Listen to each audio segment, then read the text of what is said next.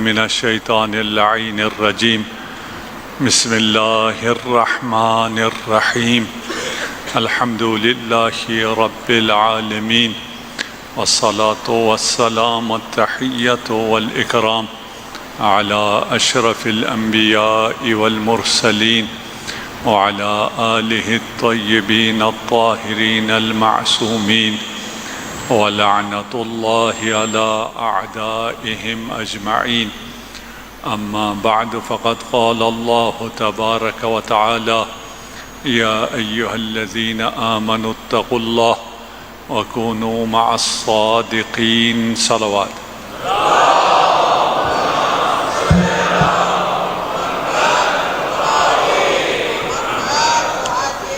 مجلس کے آغاز سے پہلے میں درخواست کروں گا جو مومنین دروازے پہ تشریف فرما ہیں وہ اس طرف تھوڑی جگہ زیادہ ہے اور بعد میں آنے والے مومنین کو جگہ مل سکے، اگر تشریف لا سکیں صلوات پڑھتے ہوئے صلوات پڑھ دیجئے۔ محمد و آل محمد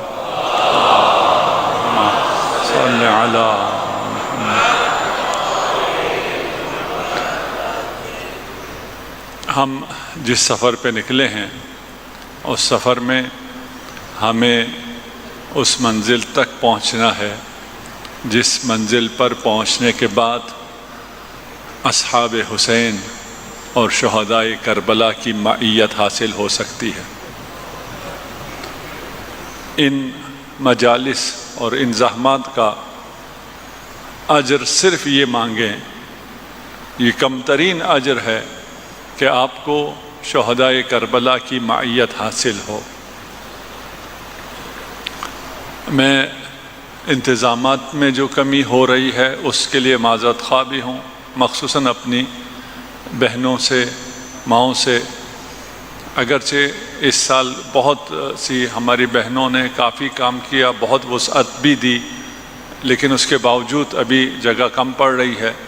انشاءاللہ آنے والوں سالوں میں ہم اسے مزید بہتر کریں گے۔ ان تمام لوگوں نے جنہوں نے مدد کی ہے اور مخصوصاً لیڈیز امام بارگاہ کے لیے جن بہنوں نے تعاون فرمایا ہے ان کے توفیقات خیر میں اضافے کے لیے بآواز بلند صلوات۔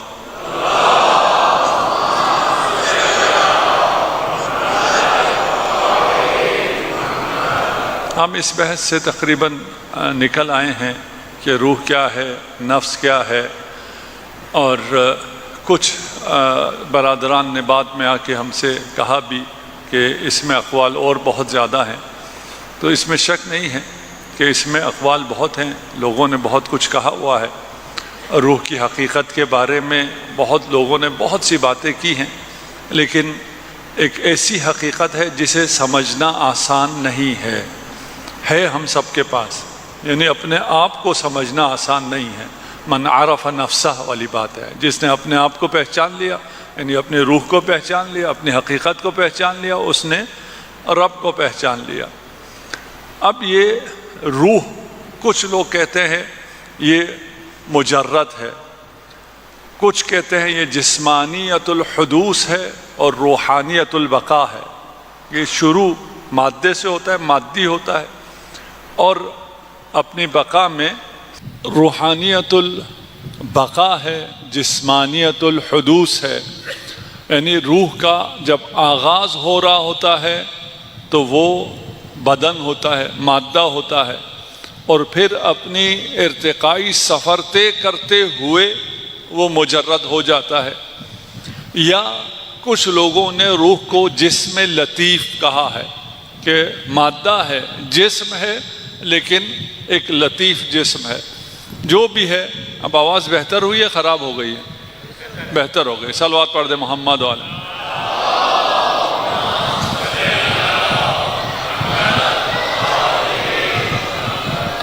مسئلہ یہ ہے کہ اس دنیا میں سب امیر کیوں نہیں ہیں، سب کو علم کیوں نہیں ملا، سب کو دولت کیوں نہیں ملی، ایک کو زیادہ ملا، ایک کو کم ملا، سب حاصل کرنا چاہتے ہیں۔ خدا سب کے لیے برابر ہے، سب کا برابر کا خدا ہے، تو پھر کسی کو زیادہ اور کسی کو کم کیوں حاصل ہے؟ ہم نے کہا کم اور زیادہ کی مثال یہ ہے کہ بارش جب ہوتی ہے سمندر کو زیادہ پانی ملتا ہے، دریا کو کم پانی ملتا ہے. آپ جو کاسا لے کے کھڑے ہیں آپ کو اس سے کم پانی ملتا ہے. مسئلہ ظرفیت کا ہے. اگر آپ اپنا ظرف بڑا کر لیں تو آپ کو زیادہ مل سکتا ہے. جوانوں کو سمجھانے کے لیے اگر آپ کی USB میں جتنی گنجائش ہوگی اتنا ڈیٹا آپ کو ملے گا. آپ بینڈ وڈتھ بڑھاتے چلے جائیں, کنیکشن نئے سے نئے لیتے چلے جائیں, لیکن آپ کے پاس سٹوریج نہ ہو, اس کنیکشن کے کوئی فائدہ نہیں ہے. مجالس میں بھی ہماری کوشش یہ ہوتی ہے کہ بینڈ وڈتھ اچھا ہونا چاہیے, مجلس اچھی ہونی چاہیے, مجلس میں مزہ آ جانا چاہیے. بھائی میری اپنی سٹوریج کتنی ہے, ادھر بھی تو توجہ کروں نا. اگر میری سٹوریج کم ہے تو مجلس کی جتنی زیادہ اچھی سپیڈ ہو, جتنے زیادہ آپ کے کنیکشن ہو, اس کا آپ کو کوئی فائدہ نہیں ہوگا. اس دنیا میں جو آپ کا ارتباط کا براڈ بینڈ ہے, آپ کا فائبر جو بچھا ہوا ہے, فائبر تو کچھ چیز ہی کوئی نہیں ہے نا, جو آپ کا بچھا ہوا ہے عالم غیب سے, عالم بالا سے, عالم امر سے, عالم ملکوت سے, اس کی کوئی حد ہے ہی نہیں. وہ انتہائی تیز ہے, انتہائی سریع ہے. لیکن مسئلہ صرف کیا ہے؟ مسئلہ یہ کہ ہماری سٹوریج کتنی, ہم کتنی چیزوں کو سمجھ سکتے ہیں, کتنی چیزوں کو ہم سٹور کر سکتے ہیں. صلوات پڑھ دیجئے محمد و آل محمد.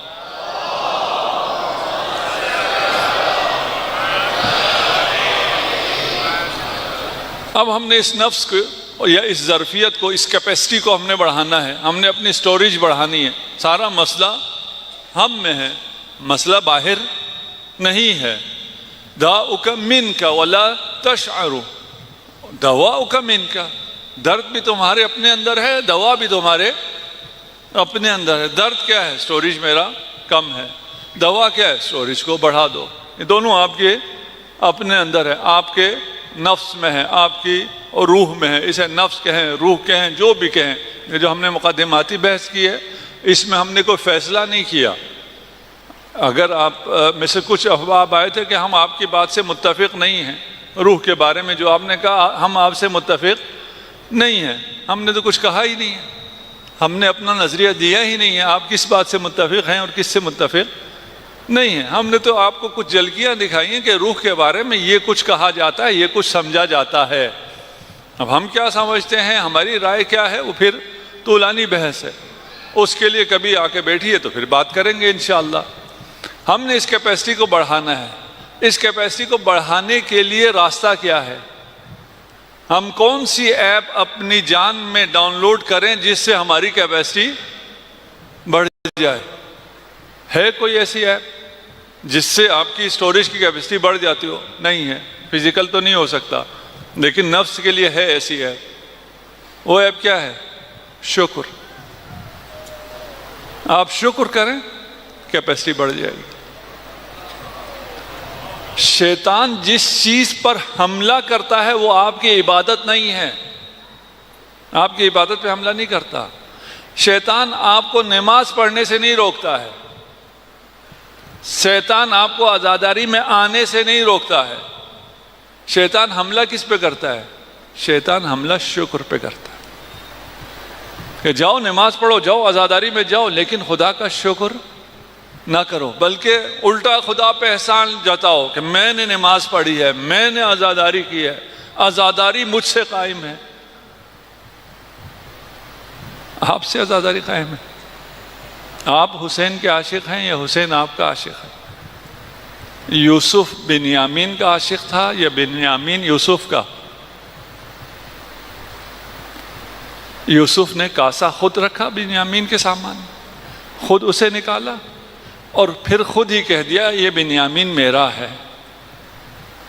یوسف عاشق ہے بنیامین کا, حسین آپ کا عاشق ہے. آنسو آپ کو خود عطا کرتا ہے اور پھر آپ کے آنسو خرید کے کہتا ہے یہ میرا ہے. یہاں آ کر شکر کرو. اگر جگہ ملنے میں کوئی پرابلم ہوتی ہے, گرمی میں کوئی پرابلم ہوتی ہے, کسی چیز میں پرابلم ہوتی ہے, نہیں ہونی چاہیے, میں معذرت خواہ ہوں اگر کسی کو مشکل ہے, کسی تک آواز نہیں پہنچ رہی ہے, لیکن آپ کو شکر کرنا چاہیے. آپ جو اس فرش اعضاء تک پہنچے، اگر اس کا شکر ادا کر سکیں، خدا آپ کی ظرفیت کو، آپ کی کیپیسٹی کو بڑھاتا چلا جاتا ہے اگر آپ شکر کریں۔ لَإِن شَكَرْتُمْ لَأَزِيدَنَّكُمْ۔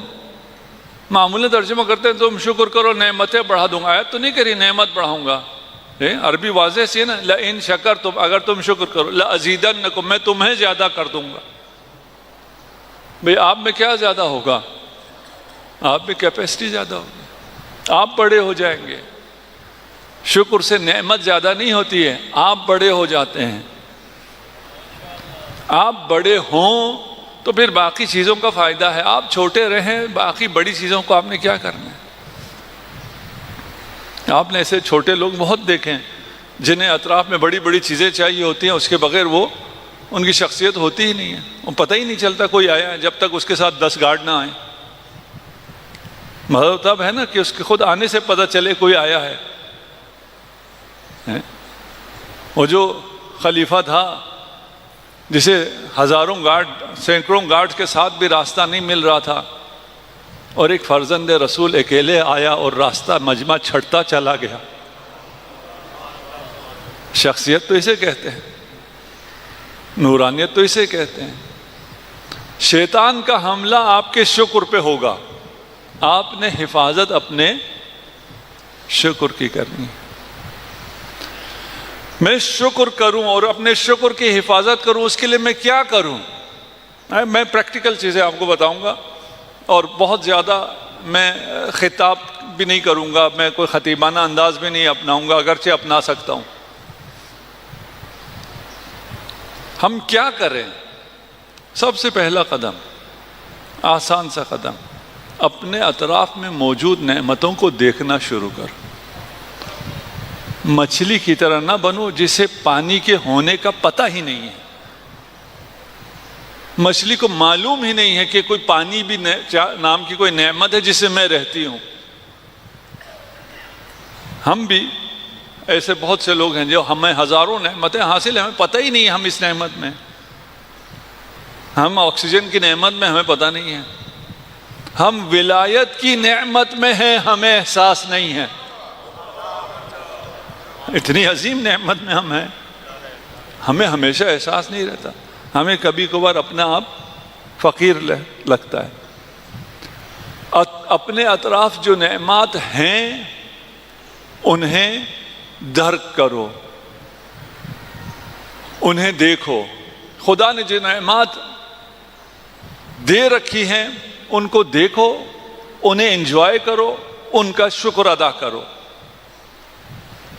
سیروا فی الارض، جاؤ جب دیکھنے کے لیے، سیر کرنے کے لیے، قدرت کے مناظر دیکھنے کے لیے۔ الحمدللہ آپ کو پاکستان میں ساری دنیا کی خوبصورتی اسی ایک ملک میں حاصل ہے۔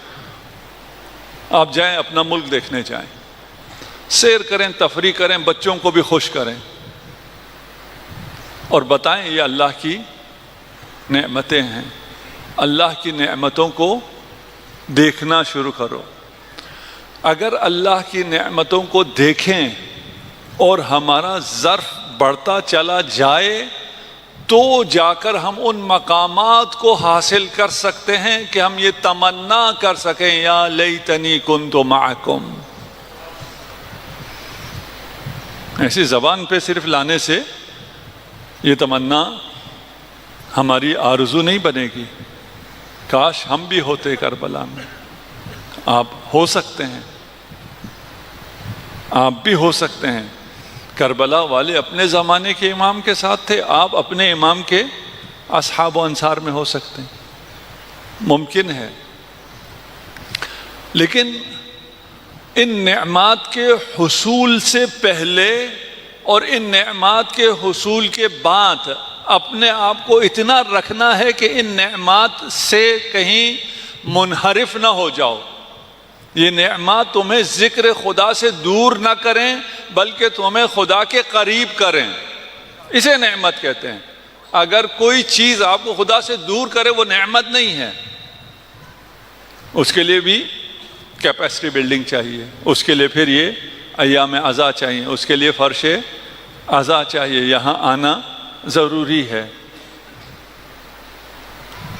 جگہ تنگ پڑ گئی ہے، مجھے اذیت ہوتی ہے، جو لوگ آ رہے ہیں اور ان کو اذیت ہوتی ہے، کچھ آپ میں سے جوان قربانی دیں، وہاں سے اٹھیں، یہاں نزدیک آ جائیں۔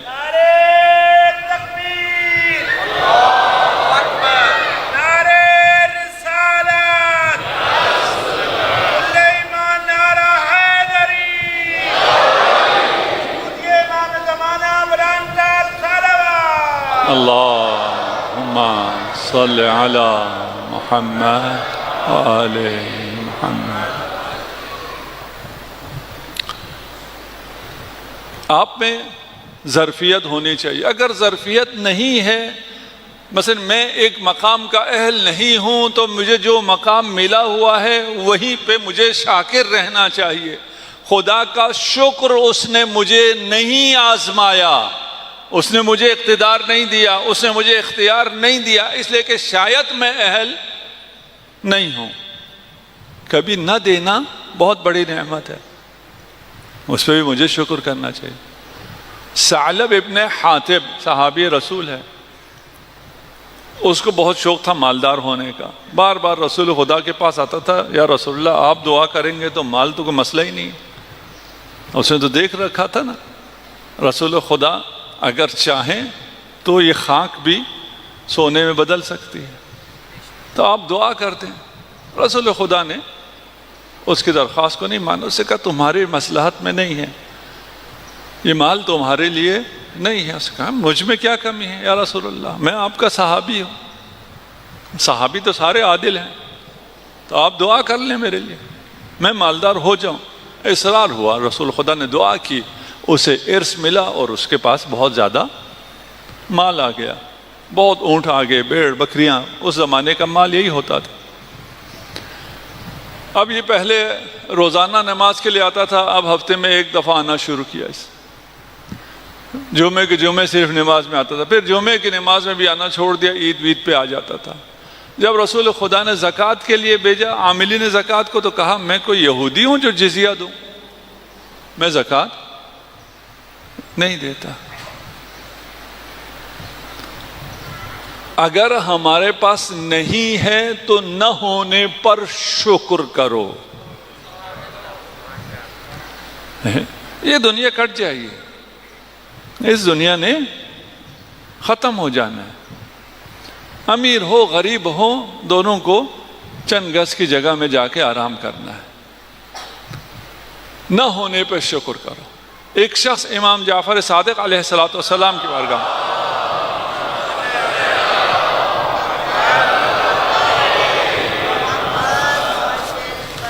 اسے مال چاہیے تھا، اب یہ مال نہیں، یہ مقام مانگ رہا ہے، امام مجھے اسم اعظم کی تعلیم دے دیں۔ اس کا اصرار بڑھا کہ مجھے اسم اعظم کی تعلیم دے دیں۔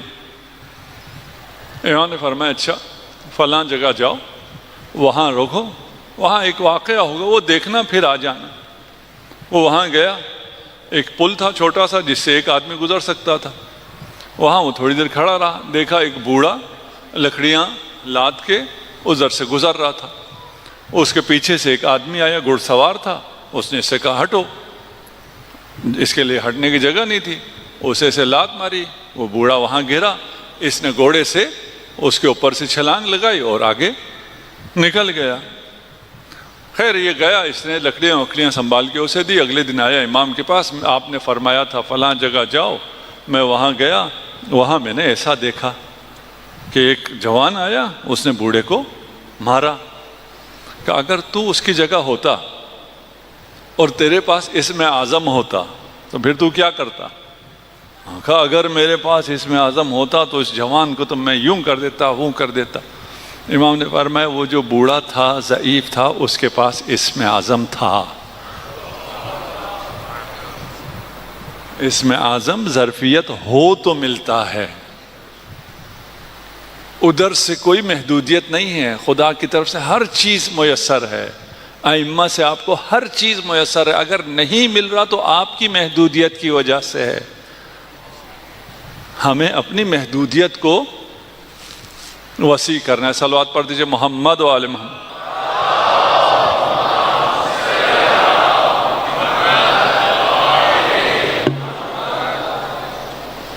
ایک عابد ہے، عبادت کرتا ہے، میں بھی اپنی آواز نیچے رکھتا ہوں شاید بہتر پہنچ جائے۔ فرشتوں نے دیکھا اس کی اتنی زیادہ عبادت اور نامہ عمل میں بہت کم لکھا جا رہا ہے۔ انہوں نے سوال کیا، خدایا اس کی اتنی زیادہ عبادت اور اس کا ثواب اتنا کم، اس کی کیا وجہ ہے؟ خدا نے کچھ فرشتوں سے کہا جاؤ اور جا کے اس عابد کو بشارت دو کہ قیامت کے دن میں تمہارے ساتھ فضل سے برتاؤ کروں گا، عادل نہیں کروں گا۔ اس سے بڑھ کے اور کیا چاہیے؟ نام عمل میں جو مرضی ہو، اگر خدا کا فضل ہو جائے، یہ فرشتے بھی خوش ہو گئے کہ خدا بھی تو عادل ہے، صرف عادل تو نہیں ہے، کریم ہے، اتنا عطا کریں۔ یہاں اگر کم لکھا جا رہا ہے کوئی بات نہیں، لیکن جب ملے گا تو بے انتہا ملے گا، فضل خدا سے ملے گا۔ یہ آئے بشارت لے کر اس عابد کے پاس، اور عابد سے کہا کہ خدا نے بشارت دی ہے۔ اس نے کیا بشارت ہے؟ کہا تمہارے ساتھ خدا فضل کرے گا، عادل نہیں کرے گا۔ وہ ناراض ہو گیا۔ فرشتوں نے کہا اس میں ناراضگی کی کیا بات ہے؟ کہا میں 70 سال سے عبادت کر رہا ہوں، میں سارے دن میں ایک تھوڑی سی روٹی کھاتا ہوں، انار کے چند دانے کھاتا ہوں، اس کے علاوہ میں نے کچھ بھی نہیں کھایا اور کچھ بھی نہیں کیا، باقی میں نے سارے 70 سال عبادت کی ہے۔ خدا سے کہو میرے ساتھ عادل کرے۔ فرشتوں نے آ کے پہنچا دی اس کی درخواست، کہا ٹھیک ہے جی عدل کرتے ہیں، حساب کرو۔ اس کے 70 سال کی عبادتوں کو حساب کیا، ایک انار کے دانے کے برابر نہیں ہو سکا۔ انار کا ایک دانہ آپ کیا سمجھتے ہیں ایسے ہی بن جاتا ہے؟ اس کے لیے سورج، زمین، ہوا، پتہ نہیں کیا کیا چیزیں، منرلز، پانی، کیا کچھ ہوتا ہے، اس کے بعد ایک انار کا دانہ بنتا ہے۔ یہ زمین و آسمان، یہ کائنات، یہ کشش ثقل، یہ آفتاب، یہ مافتاب، یہ سب شامل ہوتے ہیں، یہ سب مل کے آپ کو ایک دانہ انار کا بنا کے دے رہے ہوتے ہیں۔ آپ کہتے ہیں اس کی کیا قدر و قیمت ہے؟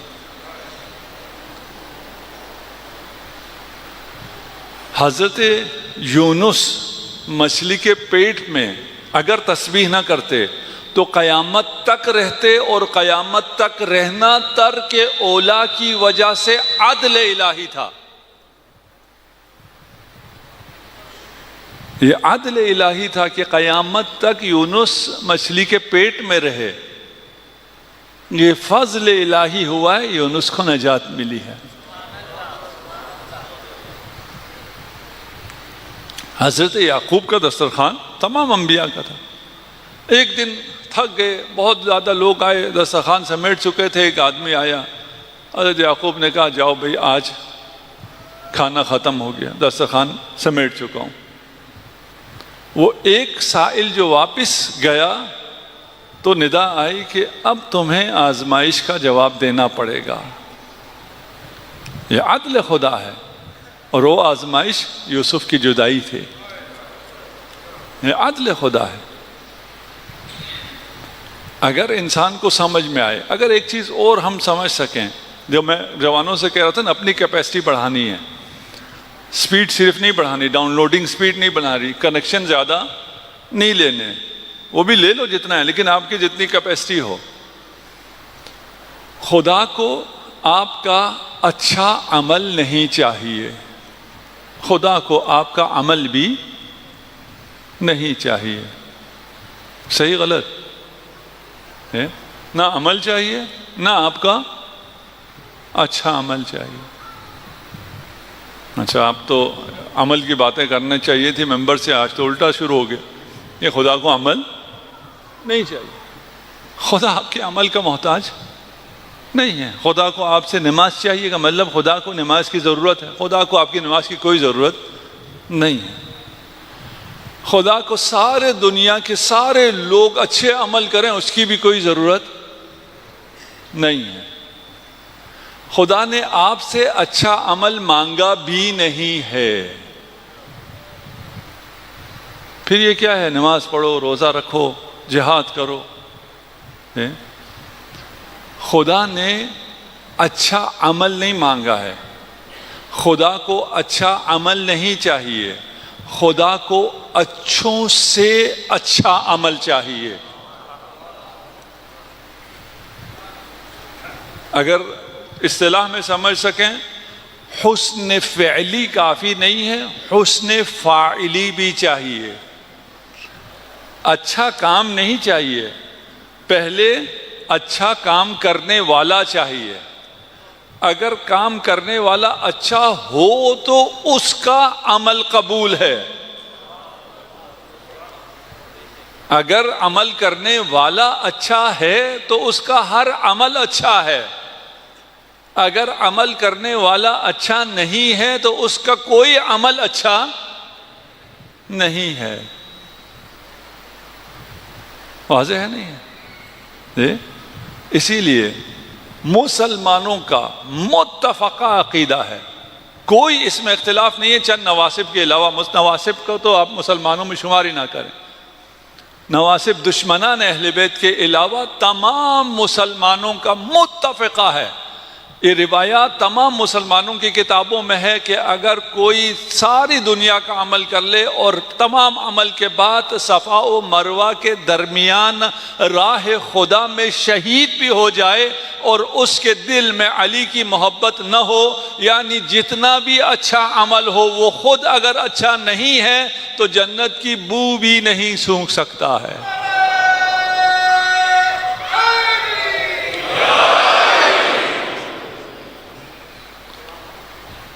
اچھا ہونا چاہیے، اور علی کو جو نہ مانے وہ اچھا نہیں ہو سکتا۔ یہ بھی اتفاق ہے، متفق بات ہے، الگ باتیں نہیں، اختلافی بات ہے ہی نہیں۔ ہاں، یہ باتیں آپ کو مکتب اہل بیت سے سننے کو ملتی ہیں، دوسرے سے سننے کو نہیں ملتی ہیں۔ حدیث غدیر من کنت مولا، اس جیسی حدیث اسلام میں دوسری کوئی ہے ہی نہیں، اس کے نزدیک کی بھی کوئی نہیں ہے۔ اگر تواتر دیکھیں تو اس سے بڑا تواتر نہیں ہے۔ اگر مجمع دیکھیں جس نے حدیث سنا ہو تو 1,00,000 سے زیادہ کے صحابہ نے کوئی حدیث ایک ساتھ نہیں سنی۔ اگر جو ہم تک پہنچا ہے اسے دیکھیں، 100 سے زیادہ صحابی سے حدیث غدیر آج ہم تک پہنچی ہے، ایسی حدیث کوئی اور نہیں ہے۔ اس کے باوجود یہ حدیث اہل حدیث بیان نہیں کرتے، ہم کیا کریں؟ یہ سنت اہل سنت بیان نہیں کرتے، اس کا ہم کیا کریں؟ ہے متفقہ، ایک انتہائی طاقتور چیز ہے آپ کے مکتب میں۔ میں کہتا ہوں ہمارے مکتب کی آپ ساری کتابیں جلا دو، اور آپ نے جلائی ہیں۔ ہمارے سارے علماء ختم کر دو، آپ نے کیے ہیں۔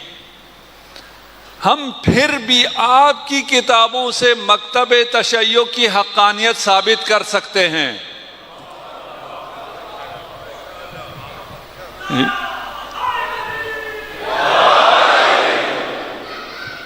یہ بہت بڑا معجزہ ہے، کوئی نہیں کر سکتا، کچھ اس کا تصور نہیں کر سکتا۔ آپ کسی اور سے کہیں نا کہ دوسرے فریق مخالف کی کتابوں سے اپنی حقانیت ثابت کرو، کہ میں کیسے کروں بھائی؟ تمہاری کتابوں میں میری حقانیت کہاں لکھی ہوگی؟ یہ کیوں ہوا ہے؟ اس لیے کہ یہ سچ ہے، تشیع عین اسلام ہے، اور یہ حقیقت موجود ہے۔ بیان ہو نہ ہو الگ مسئلہ، آپ نے کم سنا ہو الگ مسئلہ ہے۔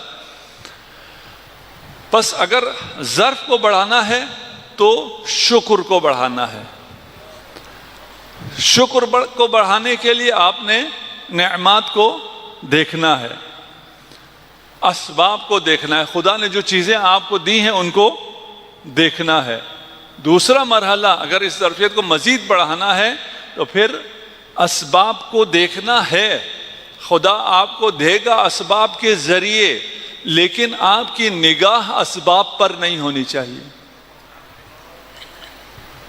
جو مینز ہیں ان کی رسپیکٹ کرو، لیکن یہ جانو کہ ان کے پیچھے سورس کیا ہے۔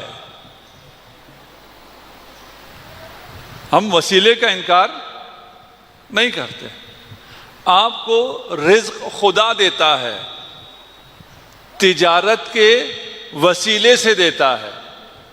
تجارت عبادت ہے. عبادت صرف نماز اور روزہ اور مجلس نہیں ہے، تجارت عبادت ہے.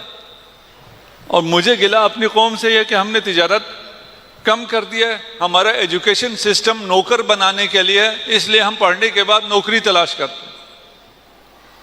ہمیں بزنس کرنا چاہیے، ہمیں تجارت کرنی چاہیے. تجارت واسطہ ہے، رزق خدا دیتا ہے لیکن تجارت کی عزت ہے. علم خدا دیتا ہے، واسطہ استاد ہے، استاد کی عزت ہے. حیات خدا دیتا ہے، حیات کا واسطہ والدین ہے، والدین کی تعظیم ہے. ہدایت خدا دیتا ہے، ہدایت کا واسطہ علی ابن ابی طالب ہے.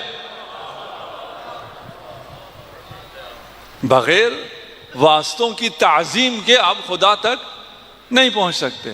لیکن کسی بھی واسطے میں یہ نہ ہو کہ آپ واسطہ اور اسباب میں رہ جائیں اور مسبب الاسباب کو، سورس کو بھول جائیں. صلوات پڑھ دیں محمد و آل محمد.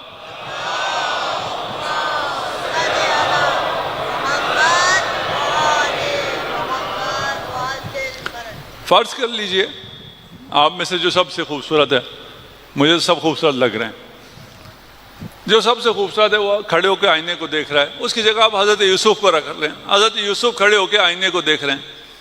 آئینہ اترانا شروع کرے، میں کتنا خوبصورت ہوں. یوسف اتنی دیر سے کھڑے ہو کے مجھے دیکھ رہا ہے. یوسف آئینہ دیکھ رہا ہے؟ نہیں، آئینے میں تو کچھ نہیں. وہ یوسف آئینے کو اس لیے دیکھ رہا ہے کہ وہ آئینہ یوسف دکھا رہا ہے. یہ جو اسباب ہیں ان کی عزت اپنی جگہ ہے، لیکن یہ در حقیقت آپ کو خدا دکھا رہے ہیں. یہ باب اللہ ہیں، یہ آپ کو خدا تک پہنچانے کے لیے ہیں. خدا نے نظام ہی ایسا بنایا ہے کہ آپ کو وسائل کے ذریعے، وسیلوں کے ذریعے اپنے تک پہنچاتا ہے. یہ خدا کا نظام ہے. لیکن ساتھ میں یہ عقل بھی دی ہے کہ آپ خدا سے غافل نہ ہوں. ہم نے ایک دفعہ کہا ہے، ابھی میں اشارہ کر دیتا ہوں، بغیر وسیلے کے آپ خدا تک پہنچ سکتے ہی نہیں ہیں. آج تک کوئی خدا تک بغیر وسیلے کے نہیں پہنچا ہے. حتیٰ یہ لوگ جو کہتے ہیں نا کوئی وسیلہ نہیں ہے، وہ بھی وسیلے سے خدا تک پہنچنے کی کوشش کرتے ہیں. پہنچتے تو بالکل بھی نہیں ہیں، پہنچتے وہ بالکل بھی نہیں ہیں، لیکن ان کی کوشش یہ ہوتی ہے کہ ہم بغیر وسیلے کے خدا تک پہنچیں. کہتے کیا ہیں؟ آپ سے کہتے ہیں یا علی نہ کہو، کیا کہو؟ یا اللہ مدد. یہ آپ نے اللہ کو پکارا یا اسم اللہ کو پکارا؟ جی اللہ، اللہ کا نام ہے، اللہ نہیں ہے، ذات خدا نہیں ہے. آپ نے ذات خدا تک پہنچنے کے لیے اسم خدا کا سہارا لیا ہے. ممکن ہی نہیں ہے، خدا نے اس کو ممکن بنایا ہی نہیں ہے کہ آپ بغیر واسطے کے خدا تک پہنچ سکیں. وہ واسطہ اگر بہت مانے تو اسم خدا ہے. اور ہمیں فخر حاصل یہ ہے کہ ہمارے ائمہ اسماء اللہ ہیں، باب اللہ ہیں، حجت اللہ ہیں، خدا تک پہنچانے والے ہیں.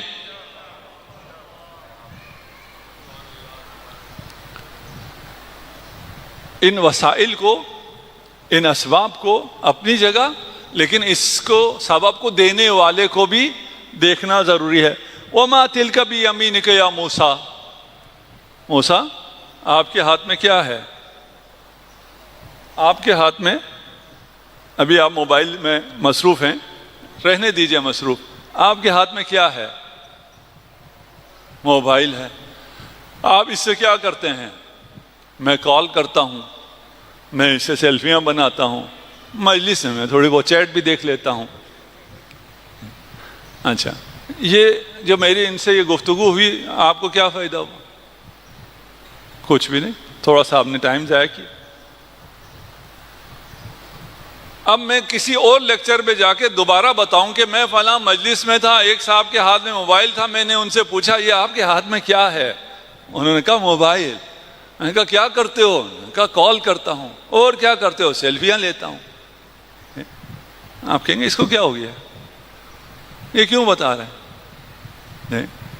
تو یہ جو ہوا تھا موسیٰ اور خدا کے درمیان، یہ تو کوئی اور وہاں تھا ہی نہیں، موسیٰ تھا اور خدا، کلیم اللہ اور اللہ. تو یہ خدا ہمیں کیوں بتا رہا ہے؟ کچھ تو ہوگا نا. ما تلک بیمینک یا موسیٰ، خدا کو نہیں پتا کیا ہے، موسیٰ کو ہی پتا ہے، خدا کو پتا ہے. پھر بھی موسیٰ کیا کہہ رہا ہے؟ ہی عصای اتوکل علیہا واحش بہا علی غنمی، میں اس کا سہارا لے کے چلتا ہوں، اس سے پر اپنے جانوروں کے لیے پتے توڑتا ہوں. آپ کی نالج میں کتنا اضافہ ہوا؟ جی کچھ نہیں. یہ تو چرواہے کو ہی پتا ہے اس عصا سے کیا کرتے ہیں. پھر خدا نے کیا کہا؟ کہ اس عصا کو ذرا پھینکو، جسے تم سمجھ رہے ہو کہ یہ تمہارا سہارا ہے، اسے ذرا پھینکو. وہ پھینکا، کیا بن گیا؟ اژدہا. ارے جسے میں سہارا سمجھ رہا تھا یہ تو آستین کا سانپ نکلا. اس عصا کو میں کیا سمجھ رہا تھا؟ میں اس سے کیا کام لے سکتا تھا میرے خیال سے، اور اگر اس پر خدا کی نظر لطف ہو جائے تو اسی عصا سے کیا ہو سکتا ہے؟ یہ ایک بے جان عصا ہے، اس سے پتے توڑے جا سکتے ہیں، لیکن اس عصا پر کو اگر میں حیات دے دوں تو یہ اژدہا بن کر ساحروں کے سانپ نکل سکتا ہے. اگر میں ارادہ کروں تو یہی عصا دریا کو شق کر سکتا ہے. اگر میں ارادہ کروں تو یہ پتے توڑنے کی جگہ طاغوت بھی گرا سکتا ہے. اگر آپ نے ان اسباب تک رہے تو اسباب آپ کو یہی نظر آئے گا کہ اس سے پتے ہی توڑے جا سکتے ہیں. کس نے سوچا تھا کہ خیبر شکن میزائل جو ہے اسرائیل کو تباہ کر سکتا ہے؟ یہ ٹیکنالوجی کی طاقت سے نہیں ہوا ہے، یہ ایمان کی طاقت سے ہوا ہے، یہ علی کے نام کی طاقت سے ہوا ہے، یہ حیدر اور خیبر شکن کی طاقت سے ہوا ہے. صلوات پڑھ دیجئے محمد و آل محمد.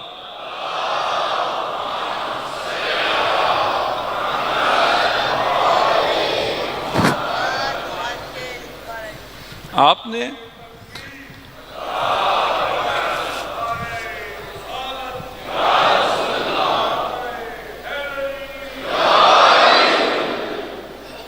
اپنی ظرفیت، ہم اپنی گفتگو سے ہٹے نہیں ہیں لیکن اگر اس کو لنک کر سکیں، اپنی ظرفیت کو بڑھانے کے لیے شکر کو بڑھانے کے لیے نعمات کو دیکھو. نعمات کو دیکھنے کے بعد نعمت تک نظر نہ رہے بلکہ نعمت کے پیچھے نعمت دینے والے منعم کو بھی دیکھو. اگر منعم کو دیکھو گے تو یہ نعمت بدل جائے گی، اس کی طاقت میں اضافہ ہو جائے گا. یہ پھر لفظ نہیں ہے میرے پاس، جو بھی لفظ آ رہا ہے مجھے کم لگ رہا ہے. ایسا کیمیا ہو جائے گا، ناممکنات کو ممکن کر دے گا. یہ نہ تلاش کرو کہ میرے پاس وسائل زیادہ آ جائیں. والد معظم اپنی ساری زندگی بھی ہمیں سمجھاتے رہے، اپنی وصیت میں بھی لکھے ہیں کہ وسائل سے کام نہیں ہوتے، کام کرو وسائل آتے ہیں. تو وسائل کے انتظار میں نہ رہو کہ وسائل آئیں گے تو ہم کچھ کریں گے. تمہارے ہاتھ میں جو عصا ہے یہی کافی ہے. توکل خدا پہ کرو، خدا پہ توکل کرو، یہی عصا کافی ہے.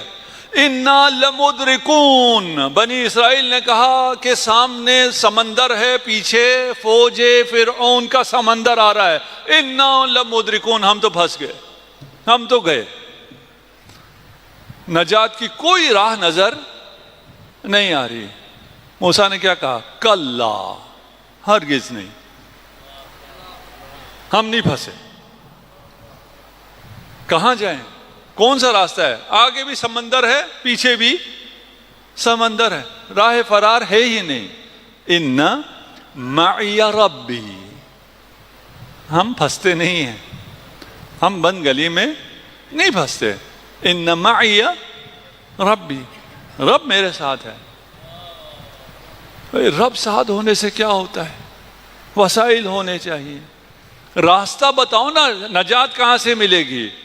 رب ہونے سے کیا ہوتا ہے؟ راستہ پتا ہے؟ موسیٰ نے کہا مجھے ہی پتا نہیں.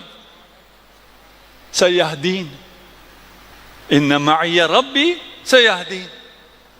رب میرے ساتھ ہے، راستہ مجھے بھی پتا نہیں ہے، لیکن یہ یقین ہے کہ راستہ ہے. آپ کو ایک دفعہ کچھ نظر نہیں آ رہا، لیکن یقین ہو کہ راستہ ہے. کیوں؟ اس لیے کہ راستہ دکھانے والا ہے. سیہدین، ابھی تو مجھے بھی پتا نہیں ہے، ابھی تو میں بھی تمہارے جیسا ہوں، مجھے بھی کوئی راہ نظر نہیں آ رہی ہے. لیکن اگر خدا پر ایمان ہو تو پھر وہی عصا کام آیا جس کے بارے میں میرا خیال تھا اس سے تو میں صرف پتے توڑ سکتا ہوں.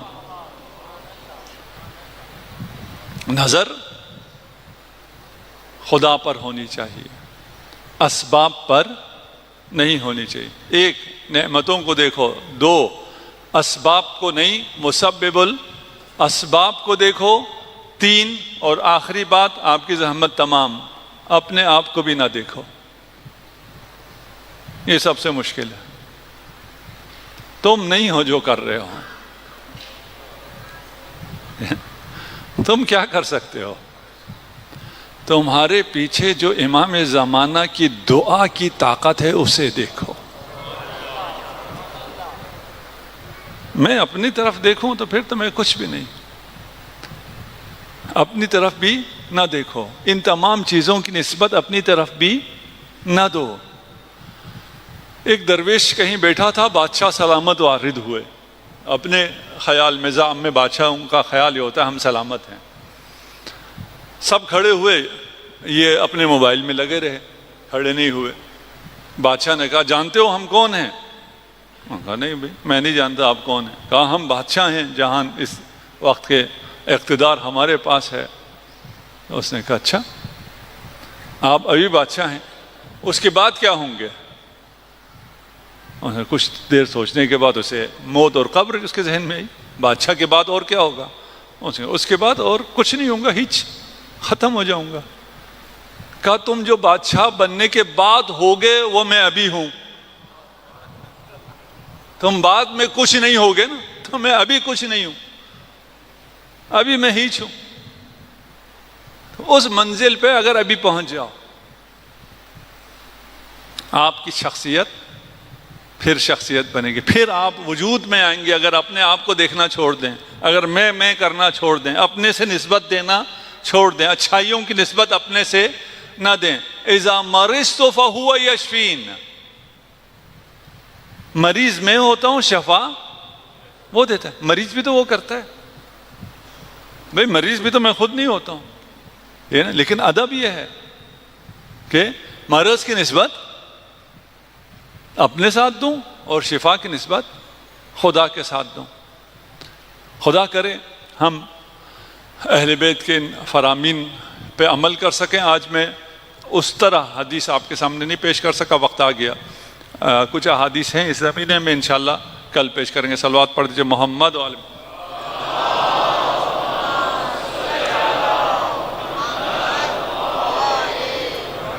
آپ کو ایک بہت بڑی نسبت حاصل ہے، آپ شیعیان علی ابن ابی طالب ہیں. اس نسبت کا لاج رکھو. اگر علی کا شیعہ کہلانا ہے تو امام جعفر صادق علیہ الصلوۃ والسلام نے فرمایا تھا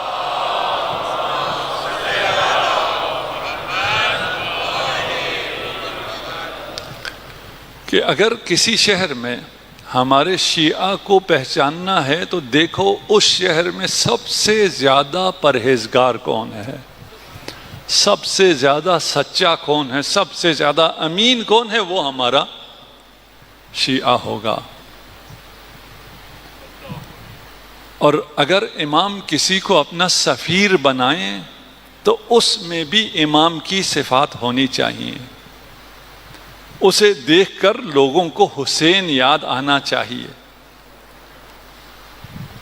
آج سفیر حسین مسلم کا ذکر کرنا ہے. مسلم دیباچہ کربلا ہیں.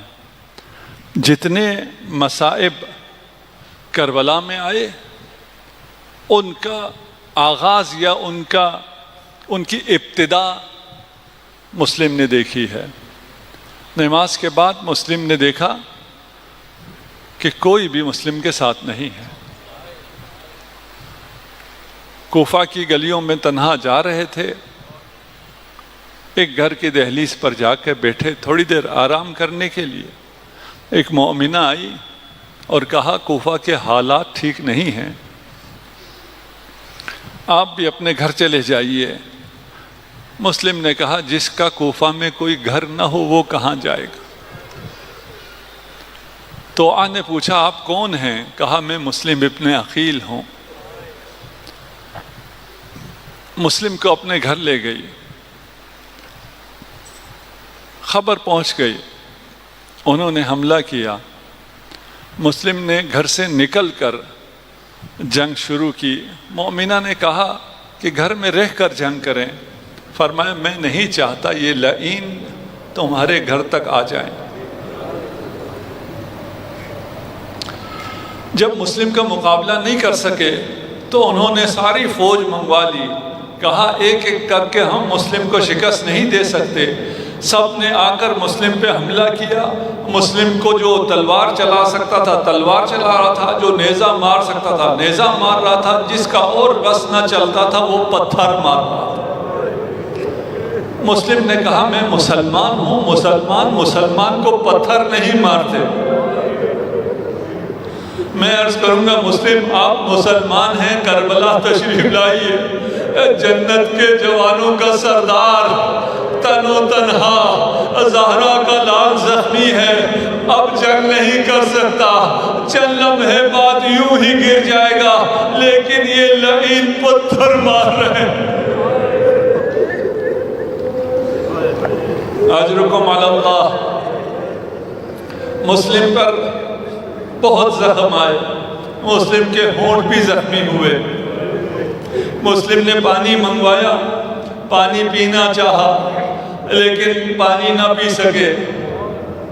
میں عرض کروں گا مسلم آپ خوش نصیب ہیں، آپ پانی نہ پی سکے، وَإِلَّا آپ شرمندہ ہوتے۔ حسین 3 دن کا پیاسا شہید ہوا اور مسلم کو وقت آخر پانی نصیب ہوا۔ مسلم کے بھی ہونٹ زخمی تھے، حسین کے بھی ہونٹ زخمی تھے، لیکن کلی اگر تر ہو اسے مارا جائے اور ہے، اگر کلی خشک ہو اسے مارا جائے اور ہے۔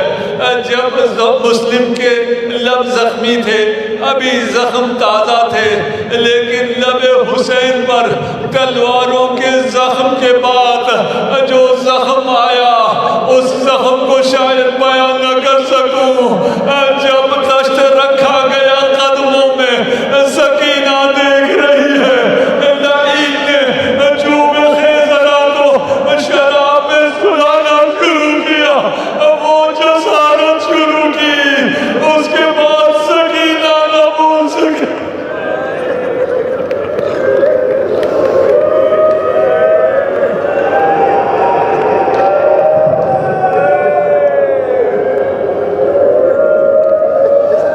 اجرکم علی اللہ۔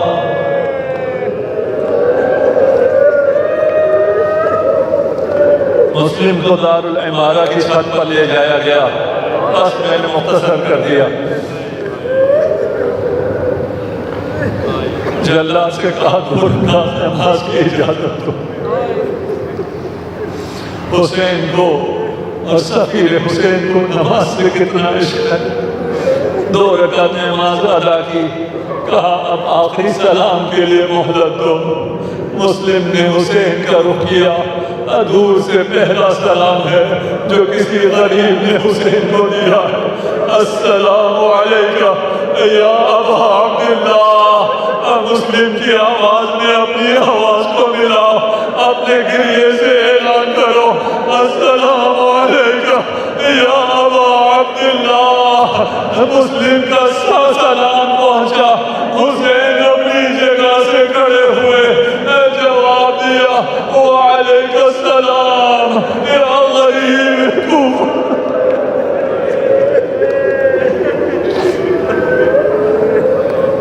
مسلم کا سر قلم کیا، دارالعمارہ کی چھت سے نیچے گرایا۔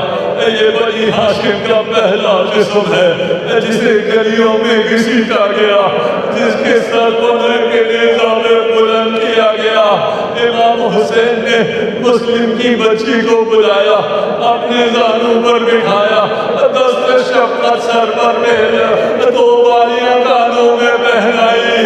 سکینہ دیکھ رہی تھی۔ ایک وقت وہ آیا جب سکینہ یتیم ہو گئی، کوئی شفقت کا ہاتھ پھیرنے نہ آیا۔ جو آتا تازیانے مارتا، جو آتا چادر چھینتا، کسی نے بڑھ کر بالیاں چھینی۔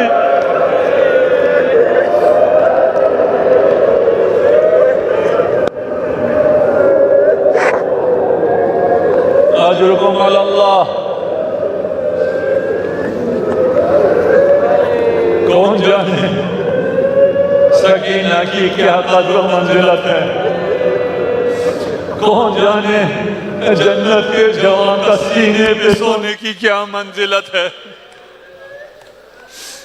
سکینہ اپنی 3-4 سالہ عمر میں اس مقام پر پہنچ گئی جس مقام کا کوئی تصور بھی نہیں کر سکتا۔ سکینہ نے اسلام کی وہ خدمت کی جس کا کوئی تصور بھی نہیں کر سکتا۔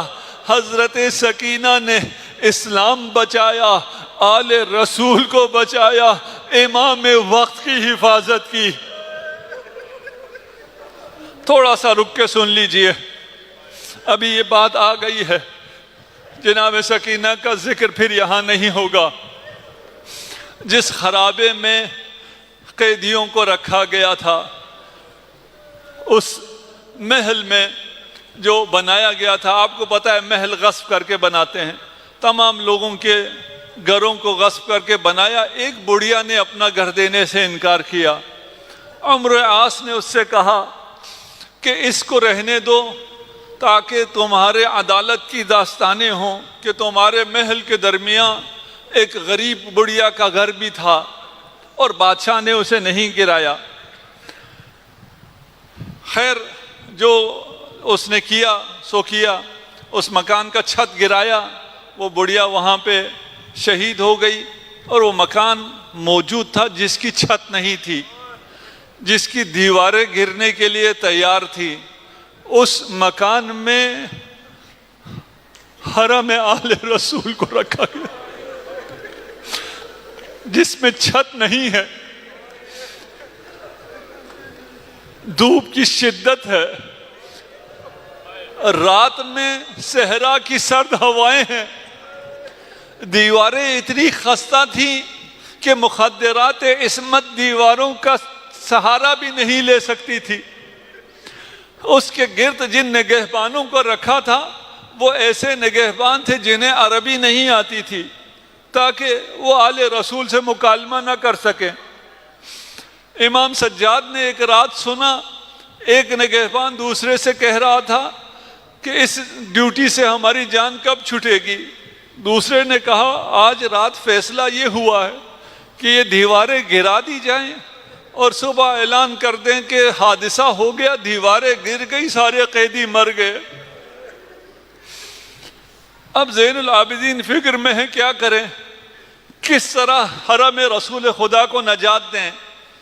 اتنے میں حضرت سکینہ نے خواب دیکھا، خواب میں اپنے بابا کو دیکھا۔ حضرت سکینہ کے گریے نے محل کو ہلا کر رکھ دیا۔ شہادت سکینہ کے بعد دشمن اپنا پلان بھول گئے۔ شہادت حضرت سکینہ نے امام کی حفاظت کی۔ میں کیسے اس شہادت کو بیان کروں، کیسے کہوں کہ ایک قیدی ہیں جنہیں ایک بچی کو دفن کرنا ہے، کھودنے کے لیے کوئی ہتھیار بھی نہیں ہے، بچوں نے اپنے ہاتھوں سے قبر بنائی۔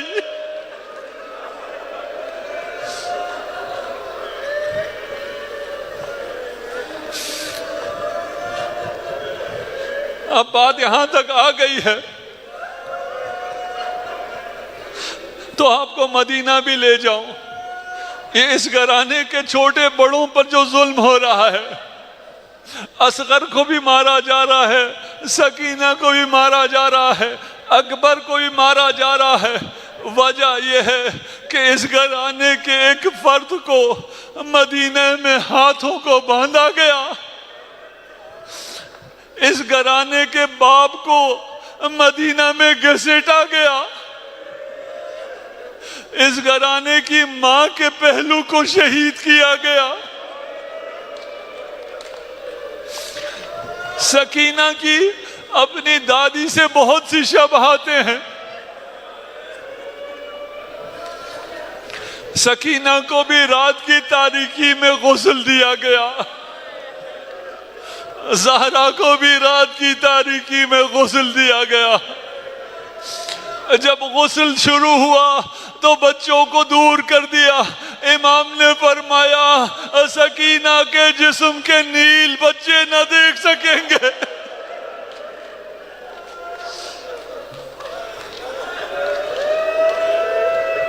اجرکم علی اللہ۔ سکینہ کے دادی کو بھی تماچے لگائے گئے، سکینہ کو بھی تماچے لگائے گئے۔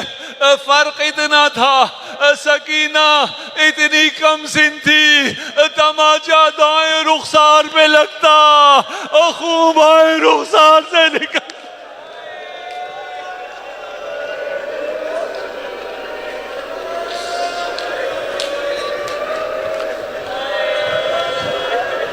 اجرکم علی اللہ۔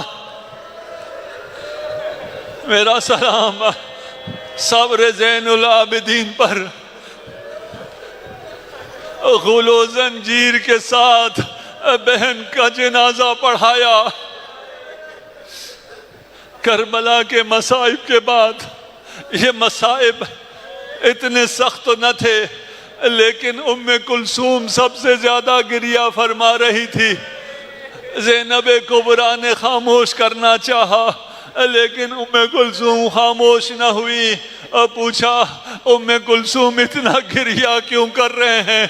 کہا جب رات کا آخری پہر ہوا سب سو گئے، سکینہ اٹھ کر آئی اور کہا بھوبی اماں اب بھوک لگی ہے، کھانے کے لیے کچھ ہے؟ میں نے کہا زندہ ہے، کھانے کو کچھ نہیں ہے۔ میں نے سکینہ کو سلا دیا، کچھ دیر بعد پھر اٹھی، کہا بھوبی اماں پیاس لگی ہے، تھوڑا سا پانی مل جائے۔